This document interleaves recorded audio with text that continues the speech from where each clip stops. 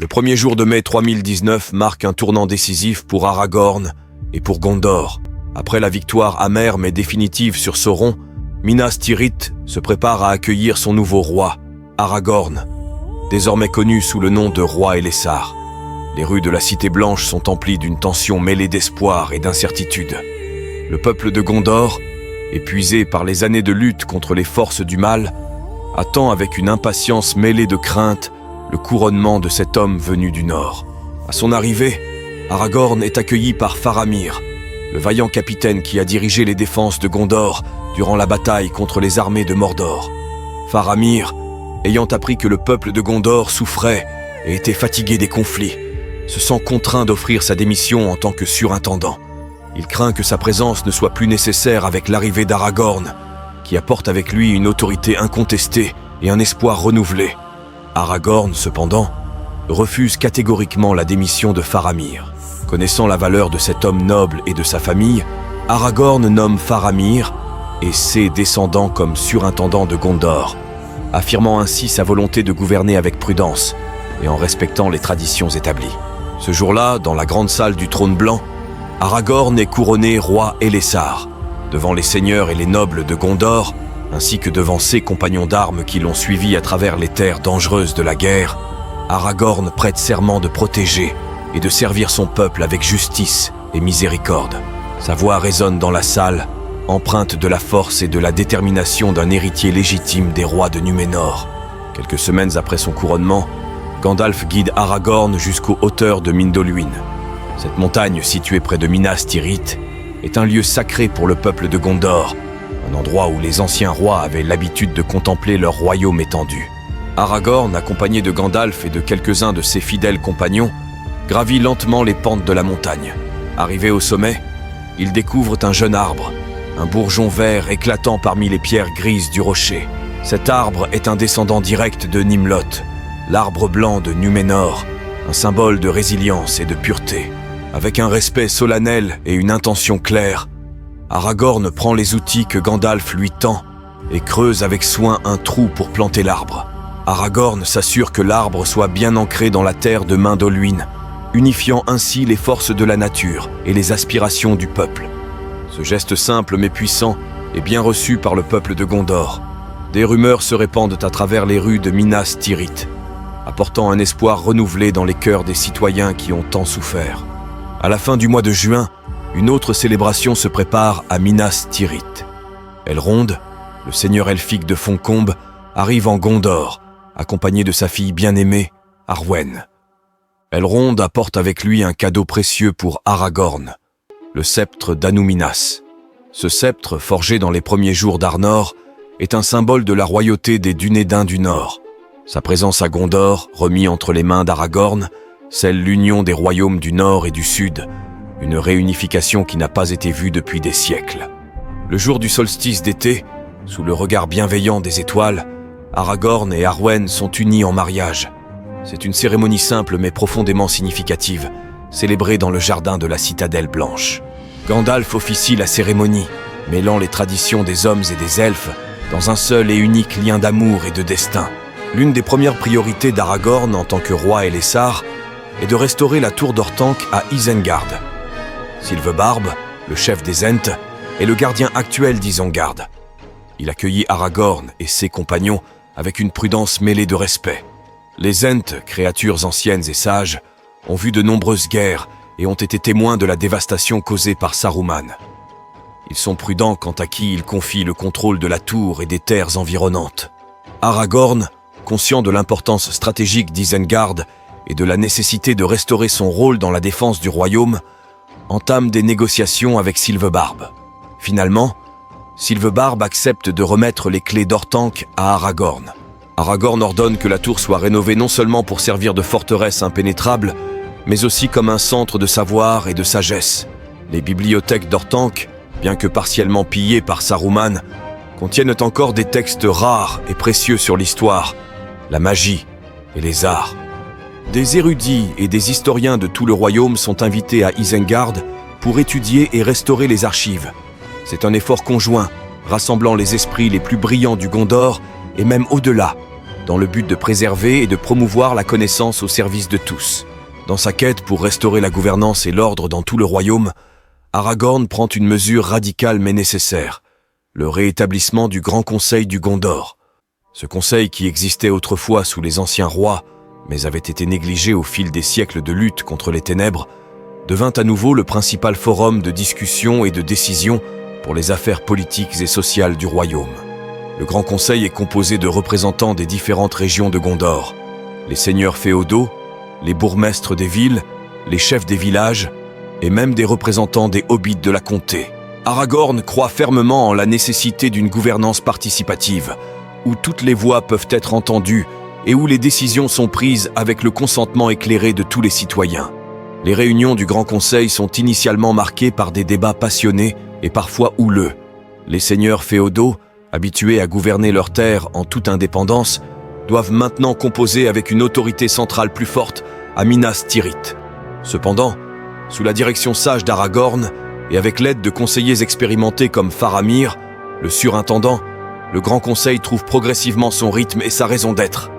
Aragorn utilise son charisme et sa capacité à écouter pour rassembler les factions discordantes et pour forger des compromis bénéfiques pour tous.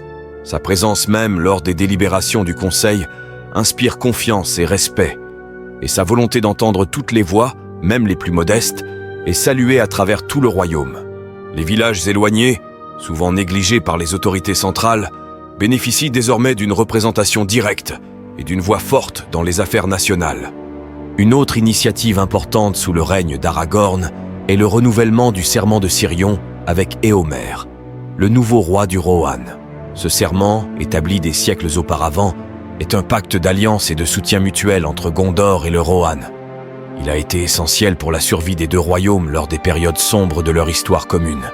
Éomer, un chef respecté et un guerrier redoutable, se rend à Minas Tirith pour rencontrer Aragorn et discuter des termes du renouvellement du serment.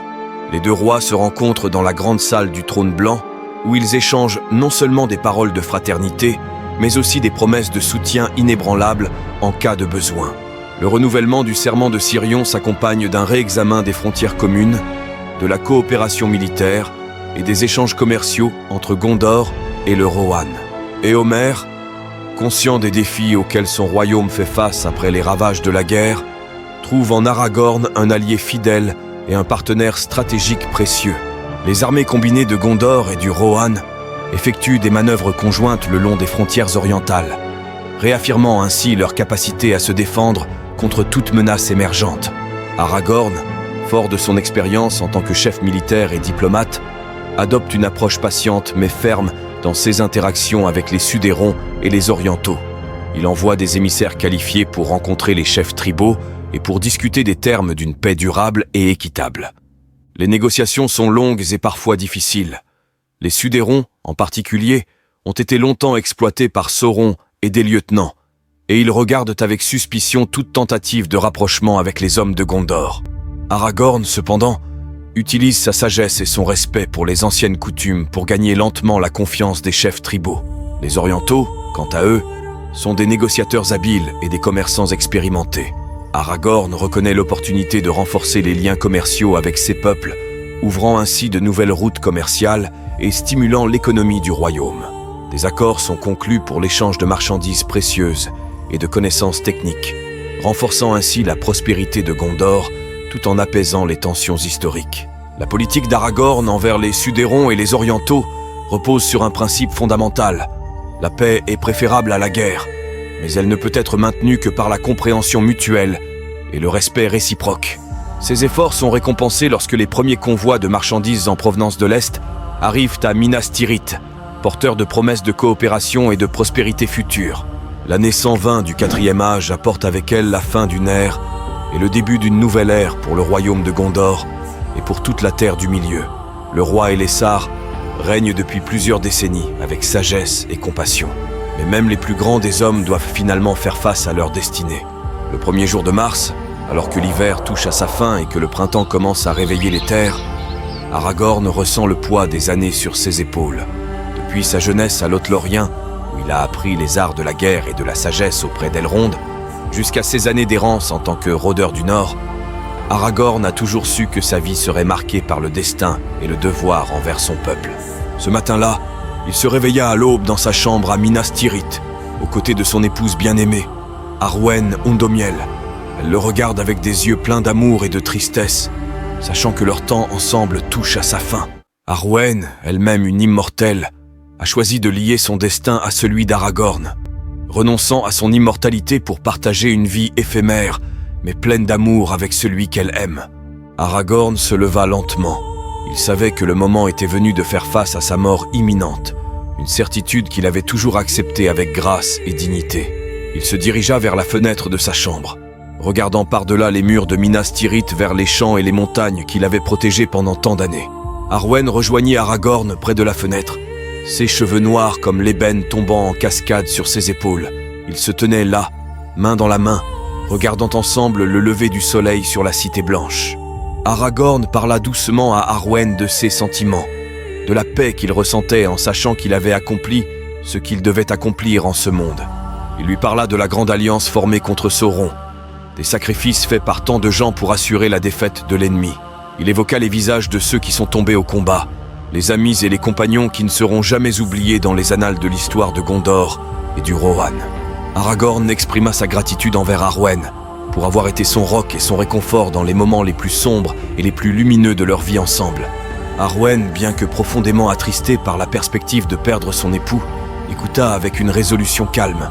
Elle savait que leur amour transcendait les limites du temps et de la mort, et qu'ils se retrouveraient un jour dans les salles de Mandos, là où les âmes des morts attendent le jugement et la rédemption.